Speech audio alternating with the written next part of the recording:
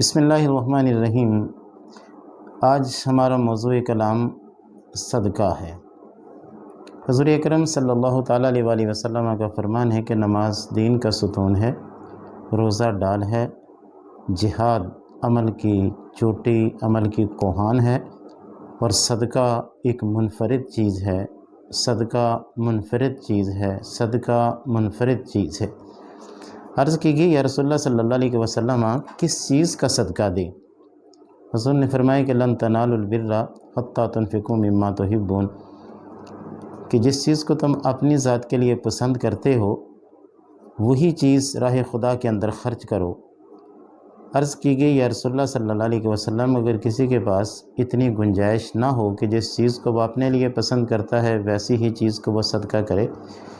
تو اللہ کے محبوب علیہ الصلوۃ والسلام نے فرمایا کہ جو مال تمہارا ضروریات سے بچ جاتا ہے اس مال کو راہ خدا کے اندر صدقہ کر دیا کرو۔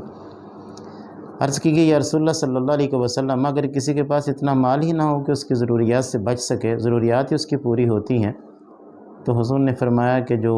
تم کھانا کھاتے ہو تمہارے روٹی کے جو ٹکڑے بچ جاتے ہیں روٹی کے ٹکڑوں کو ہی صدقہ کر دیا کرو، پرندوں کو ڈال دو، جانوروں کو دے دو۔ عرض کی گئی یا رسول اللہ صلی اللہ علیہ وسلم اگر کسی کے پاس ہو ہی روٹی اتنی جس سے اس کا اپنا پیٹ بھر سکے، ٹکڑا ہی نہ بچے، تو اللہ کے محبوب علیہ الصلوۃ والسلام نے فرمایا کہ پھر دوسروں کی اخلاقی مدد کر دیا کرو،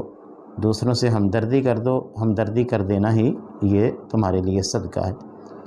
عرض کی گئی یا رسول اللہ اگر کسی میں اتنی طاقت ہی نہ ہو کہ دوسروں سے ہمدردی کر سکے،